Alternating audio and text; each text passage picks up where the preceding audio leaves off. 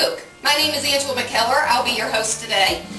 We are going to be preparing food directly from Asia with an Angela twist. I got a suggestion from Stephanie in Charlotte, North Carolina. She wanted artichoke pagodas. I think that maybe she was kidding, but I'm just kooky enough to try it. We are also going to prepare Pear Lassis. This is a yogurt drink that you will find in Indian restaurants, Bangladeshi restaurants. Mango lassis are actually the traditional drink, but I thought that a pear lassi, that would be a nice twist. For dessert, we're going to have honeyed bananas. Now, as you can see, we have two very large artichokes. These are not baby artichokes. There are baby artichokes and there are regular artichokes. We're getting the big ones because we want them to be plenty big enough to stuff while still having plenty of vegetable to eat. Now to clean these, what you're going to do is you're going to put them down in the water and rub downwards because these leaves are prickly, just like a pine cone. If you touch them, they're not going to hurt you, but if you go down a little bit too fast, they can poke you and get you pretty good. So rub downwards, remove your hand, and then come up and go down again so that you can clean the outside of it. And then just continue to dip it because as you can see, these leaves are very close together. And so you have to continuously dunk it in the water so that you make sure you're getting all of that in between those leaves clean. And as you can see, the water's quite dirty, so you have to dunk it quite a few times until it starts to come clean. Now I'm going to continue to clean this one, and then I'm going to clean the other one. And after I get done rinsing these, I'm going to show you what the next step is in our stuffed artichoke pagodas.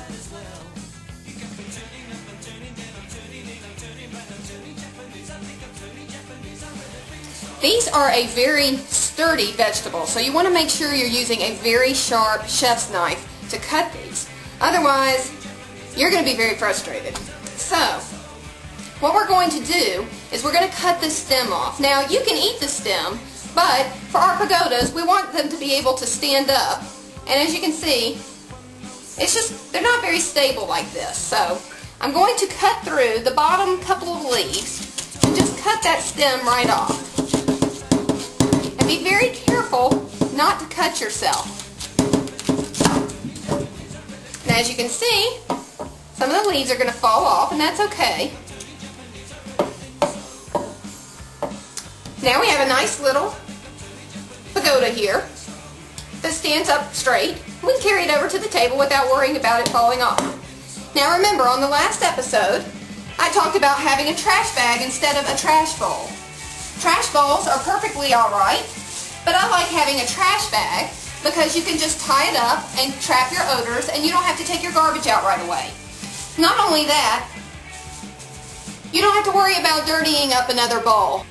I'm going to tell you, I learned a lot of this stuff from my great-grandma. She's going to be 93 years old this year. And some of the best ideas came from the Depression, how to cook. If you could find someone that could give you advice like she can, man, you'll be a whiz in the kitchen in no time. Hey, wait a minute, that's me. Now, what we want to do is we want to cut off about the top third of these artichokes.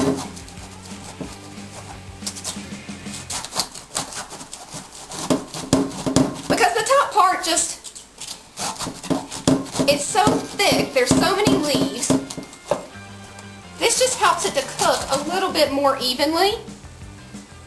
And also this makes it where we can take the choke out of the middle. The choke is the part that's not edible and you're going to remove after cooking. You can remove it before you cook, but it's very difficult to remove when it's not soft. So we're going to wait until after we steam them. And again, we're going to take all of this and discard it in our trash bag. Because remember, you don't want to be tripping over your trash can. And when you've got, another thing about a trash bowl is if you've got limited counter space, you need to be able to free up some of that space so that you've got plenty of room to cook. As you can see, I have a cutting board that I use that spans my sink, and that really makes things easy.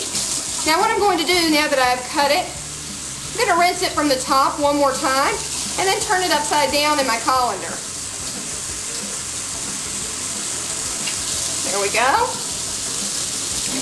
Now that we're done with that, we are going to take 2 lemons and we are going to wash them and we're going to slice them. Watch your fingers, don't cut your fingers.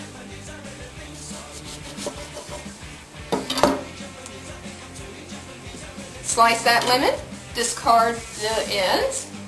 Wash this lemon really good. Cut off the ends and slice. Again, make sure you watch your fingers and discard this in the trash bag. Now, as you can see, I'm taking our sliced lemons. I have a pot full of water, and I'm putting the sliced lemons in our pot full of water. It's quite common when you are cooking artichokes to use garlic and lemon slices. I am going to use garlic, lemon slices, and soy sauce. I'm going to put about 1/8 of a cup of soy sauce in here, if that. Maybe just about 2 tablespoons actually, because you don't want it to get too salty. I have used low sodium, and we're also going to add some garlic. So I'm going to use about 1/2 teaspoon of garlic. I'm going to turn my eye up to about a little bit higher than medium-high heat so that we can bring it to a rolling boil. We're going to put them face up. And you want to make sure that you have a pot that is big enough for all of your artichokes. And you want to have enough room for both of them, but you don't want there to be so much room that they end up turning over, because they will flip while they're cooking if you have too much room in the pan. So make sure that they're really close together like this.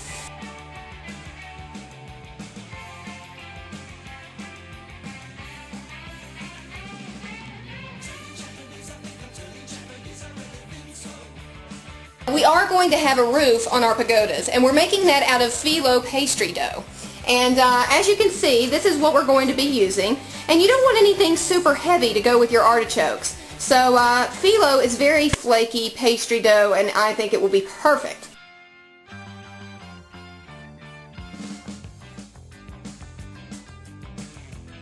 Take it out for about 2 hours to thaw, so make sure as you're getting started that this is on the counter. What you can also do is when you buy this, put it straight in the refrigerator, and it will keep for about 4 weeks.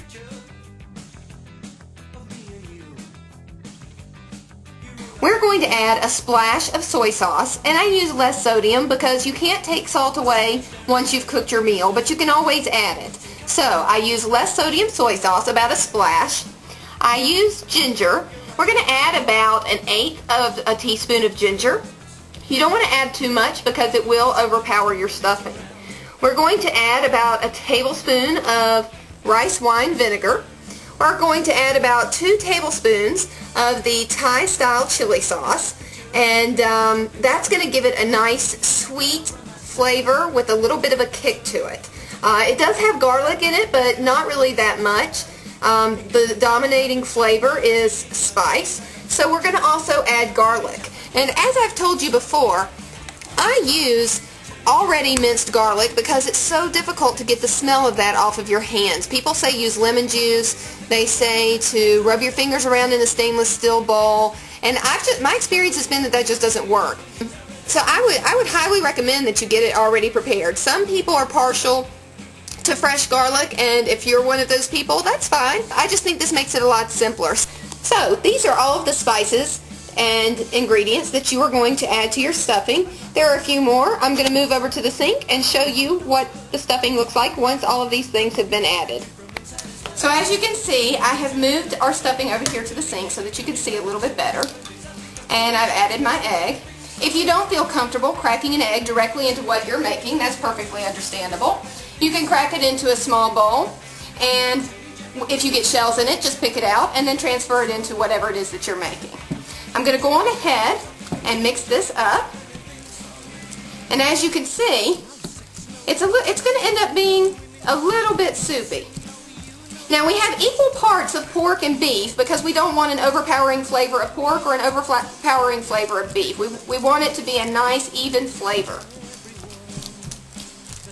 So, we have a little bit of a soupy stuffing here.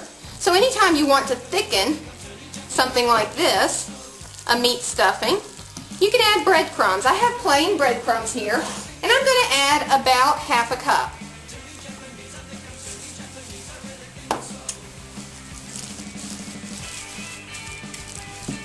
Going ahead and stir that up really well. Make sure everything is incorporated so that you have a nice stuffing where you're not going to take a bite out of breadcrumbs or a bite out of vinegar or what have you. And I think that this looks really, really yummy. It smells great. As I've said before, we really need scratch and sniff cameras. Now, as you can see, I don't have assistants on this episode like I did on the last one. How frequently I have friends that want to come over and have what it is that I'm cooking. But I want you to see that you can do this by yourself. Cooking is fun, cooking is easy, and the best thing about it is that it's creative and you can make whatever you want. And if it doesn't work out, you know for next time. There are no mistakes in the kitchen. Everything is a learning experience. We are also going to add lemon juice to our stuffing so that we are boiling this in lemon juice, and we also have some lemon flavor in our stuffing. Now, to get the most lemon juice out of your lemon, you're going to put your lemon in the microwave for about 10 seconds. It's softer than it was. We're going to roll it around on the counter like so. Make sure we get all those juices free because we want all the juice from the lemon we can get. The juice of one lemon in this stuffing. As I cut the lemon in half, and as you can see, it's already got lemon juice coming out of it. That's great. I cover my hands with it because I've gotten this in my eye before and it is not fun. So you just squeeze it as hard as you can. Now I do this in a separate dish because I don't want to get seeds in my stuffing. So now we are going to do this with the other one. What I do is I just put my hand over the edge like this and pour it right on in. So we're going to stir that around really good. And to me, my goodness, can you smell that? That is great. I have to say, for never having done this before, this is smelling pretty darn good. Now as you can see, these are boiling very nicely. If you want them to cook a little bit faster, you can cover them. Just leave enough space so that it doesn't boil over. As you can see, I have about maybe a half an inch there. See? So, I am going to preheat my oven to 350 degrees. Alright, now this is how we're going to make our Pear Lassis. As you can see, I've got a small saucepan here. So, I'm going to turn on that back eye on about medium-high heat. And I'm going to add about 2 tablespoons of the Tupelo honey. And that should be plenty to sweeten it with. I'm also going to pour my pears in here. I've already drained them. So we're going to have the honey here, your pears, and then we are going to use Ceylon cinnamon. Now, this is a different kind of cinnamon than what you find in your regular grocery store. This has got kind of a tangy cinnamon flavor rather than just a regular cinnamon.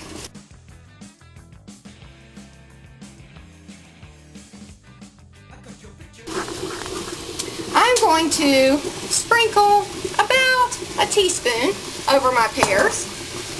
You can see that's coming up to a nice boil. And I'm going to stir that around really good. Flip my pears over. We want to have them nice and soft so that we have a nice puree. You don't want to have chunks of pear in your Pear Lassis. Very smooth and velvety.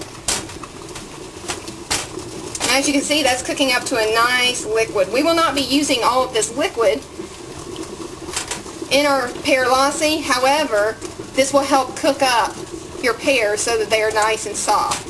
So, we're going to turn that down to about a medium heat. And we're just going to continue to let them sit here for a few minutes. In the meantime, I'm going to make sure you use something that's going to be really hot. And also make sure you always turn the lid away from you so that the steam doesn't burn you. Now, as you can see, our artichokes have become a nice dark color, and that's what you're looking for. They're not going to be a nice spring green. They are going to be a dark olive green color, and when you see that they're that color, you can tell that they are almost done. So we're going to go on ahead and remove these from the heat and core the choke. Take the choke out, because let me tell you, they are really fibrous, and if you try to eat the choke, you will choke on it. So it's called a choke for a reason. I turned the pears down to about a medium low and cooked them for another minute to minute and a half, and then I pulled them off the heat, and we're going to let them cool since we're going to be adding them to yogurt. So as you can see here, we have got artichoke pagodas. What you're going to do is you're going to take them out of the pan, and you're going to invert them upside down, and you're going to put them on paper towels. And you're going to let them drain really good, because we don't want to have soggy stuffing. We're not boiling meat, we are baking it. Actually, I want you to see how I do this, because it is a little bit tricky to get it out of here, because it is a little bit soft. I'm using tongs and a spatula, and I'm kind of tilting it a little bit sideways to let it drain. And then I just kind of turn it on its side, and then I turn it over like so, and then I'm letting it drain.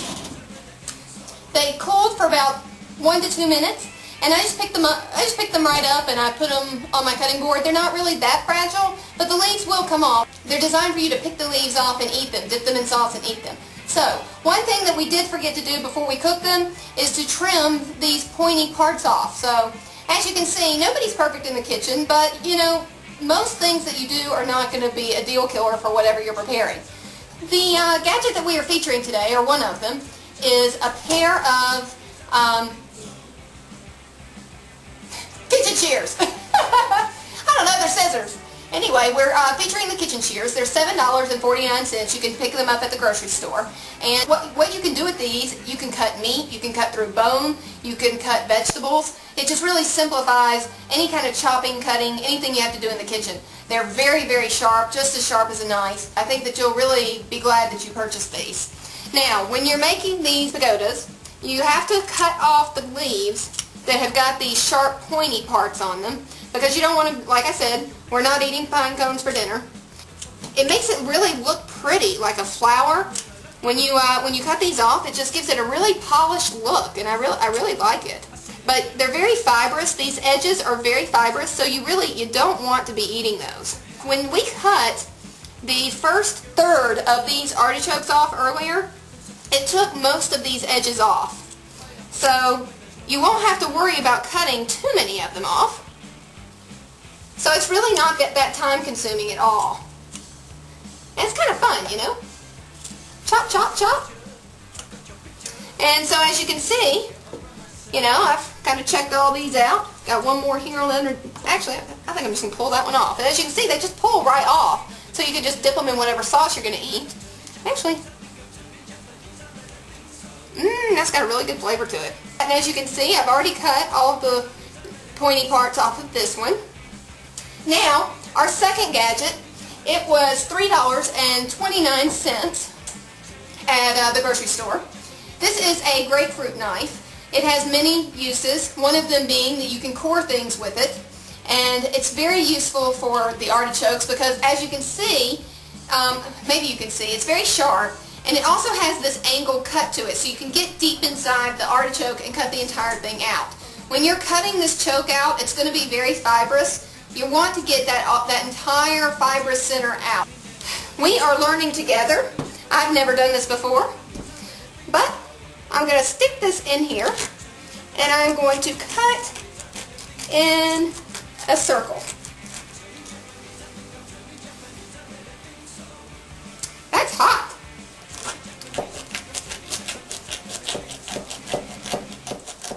Go on ahead and keep on cutting in that circle. Take out what you see here. Go on ahead and just reach in and pull all of this out. Whew, that's hot, that's hot. I think I've pretty much got it. And that's what it's going to look like. So, I'm going to go on ahead and do this with the other one. And when I'm finished with this, we'll stuff it. So as you can see, we have one that really held up very well, and then we have another one that just decided to look like a lotus flower. But either way, it's just fine. We're going to be able to stuff it very easily. You'll see in the bottom here that there's fiber from the stem. That's okay, you can leave that.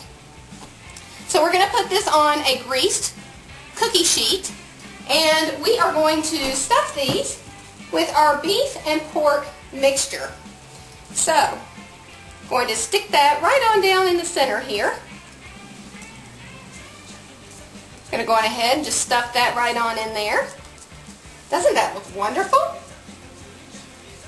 So, what we are going to do with this, now that we have stuffed these, is we're going to get out a little bit of soy sauce and pour over the top of this meat. And it is low sodium. Like I said, you can always add salt later, but you can't take it away. You're going to pour that over there. And the oven is already preheated to 350 degrees. So we're just going to stick these right on in the oven.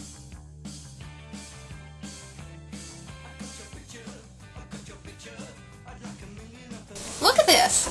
Isn't that just beautiful? I mean, does it get any better than this? Wow.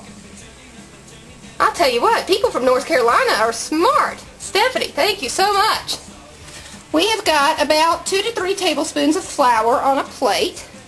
I'm going to add to that about 2 tablespoons of white granulated sugar.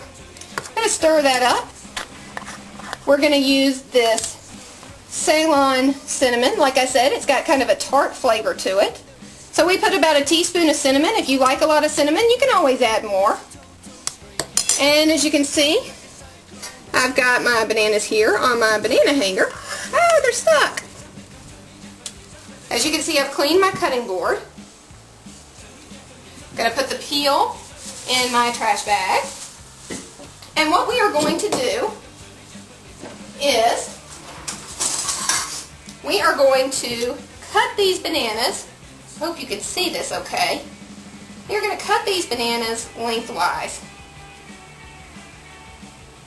And after we cut them lengthwise, we're going to cut them in half so that we have 4 little pieces here. And again, I'm going to cut this lengthwise. Use a very sharp knife, because if you don't, then you're going to end up with a banana that mushes up on you. I'm going to crack this egg in here. There you go. And practice makes perfect. It's pretty easy to do it with one hand, but you got to practice it. It took me a while to figure that out. Put that in my trash bag. Get out a fork. And just kind of whisk that around. Alright, we're done with that.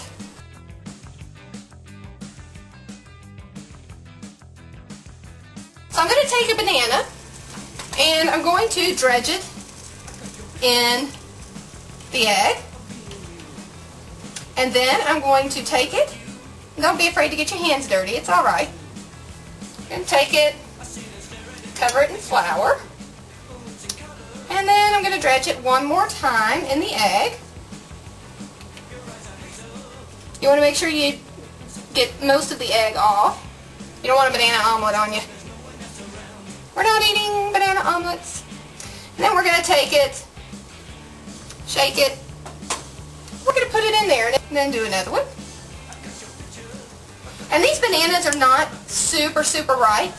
If they were too ripe, then you would have to worry about them falling apart on you. So you want to get them when they're not green, but not when they're starting to turn brown either. And then we're going to double dredge this. And it doesn't have to be perfect. And we're going to fry these till they're good and brown on each side. Dredge it in egg.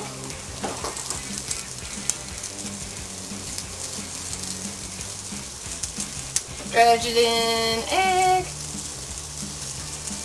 Then dredge it in flour. And put it in the oil. Okay. We're just going to go ahead and cook up those 3 so I can show you how it's done. And I'm going to go ahead and turn it. Ooh, look at how nice and brown that is. Perfect. Perfect. Do you see that? How great that is? That is exactly what you're going for. A nice brown fritter type banana. Make sure you drain it. Now, as I said, we're going to take the Tupelo honey and we are going to drizzle it. I'm breaking the cardinal rule of, oh, what the heck. There are no rules. Eat dessert before dinner so you make sure you have room. Now, let me see.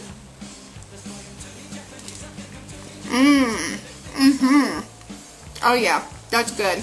So as you can see, our pagodas are finished. All we need to do is put a roof on them. As you can see, the edges here are lightly browned. You don't want to let them get too brown. And the inside stuffing is perfect. We're going to unfold it. And as you can see, it is very, very light and flaky. Now, we only need about 5 sheets for each pagoda. So I'm going to cut a rectangle here. I have a paring knife that I'm using.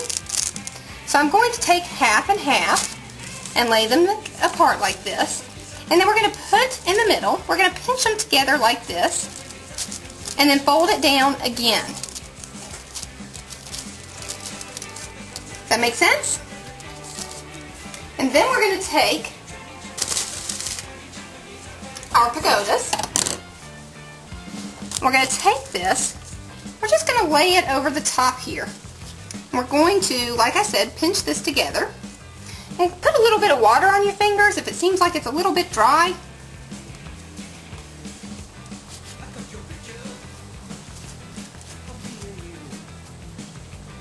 And just kind of lay it over your pagoda like that. And then with this one, we're going to do the same thing. And I'm going to do this one in the other direction so that it doesn't get too stuck on the other one. Like I said, if you want to, you can kind of wet it a little bit to make sure, not a whole lot, just to make sure it stays in place. So we have little makeshift roofs on our pagodas.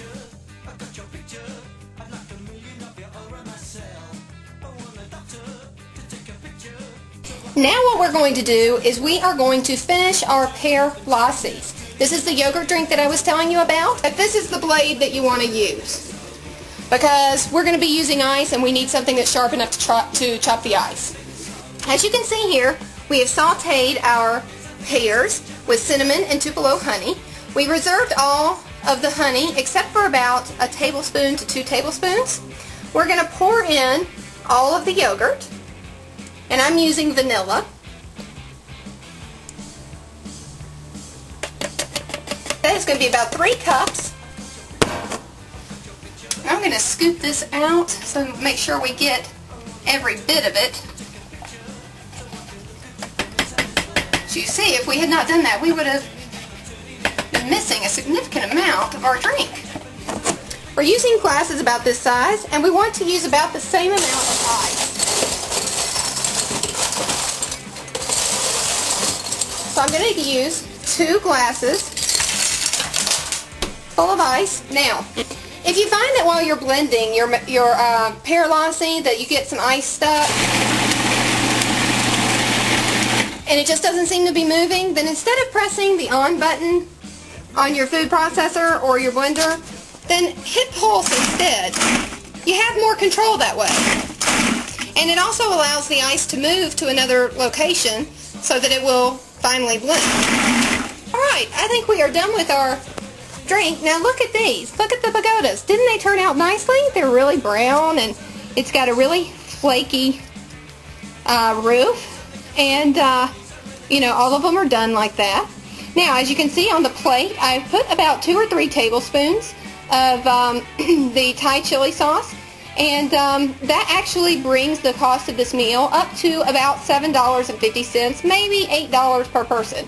But still, where are you going to go where you can get a meal, the drinks, the entrees, and the desserts for this price? Now, I'm actually going to lift these with my hands. They're pretty hot, but it's not too bad. And I'm going to place it on the plate. And look at how pretty that is. Okay, I just wanted to move where I had a little bit more room over here. Have more room over here to pour the drinks. So we're going to pour this into the glass. Look at how great that looks. Wow. Smooth and creamy. Yummy. There's plenty in there for probably 2 more drinks. This is what our table looks like. As you can see, we have our pagodas, our stuffed artichoke pagodas. We have our Thai chili sauce. We've got the phyllo roof on top. We have our honeyed bananas for dessert when we're ready. And those are good at room temperature, and those are good hot. It really doesn't matter. And then we also have here our Pear Lassis. I'm actually going to take a sip of this and let you know how it is. I'm telling you, you all have got to try this. So, as you can see, I have finished preparing this, and you're probably wondering how the heck you eat this thing. So what I did was I cut through the center of the roof. So to eat this, what you do is you pull off the leaves. It's actually a very social thing to do. You don't want to eat the entire leaf because it's very fibrous and it's very hard to chew. You dip it in the sauce and you only eat the very bottom part.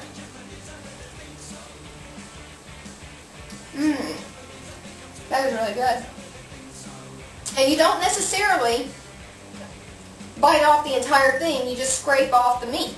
And it is just really dynamite. You can taste everything that's in it. You can taste the soy, the lemon, the garlic. It is so good. And dipped in that Thai chili sauce, it is just really fantastic. The meat, I tried some of this meat. The flavors go together so perfectly. It's really, really great. Thank you so much to Stephanie for suggesting this recipe. It is really good. I hope you all try it at home. Please tune in for episode 3. It's going to be Angie Wonka and the Dessert Factory, and I think you're going to absolutely love the desserts we're going to prepare on that episode. Thanks so much for tuning in to episode 2 of Kick Back and Cook with Angela. Have a great night. See you next time. Turning up and turning down, I'm turning in, I'm turning right, I'm turning Japanese, I think I'm turning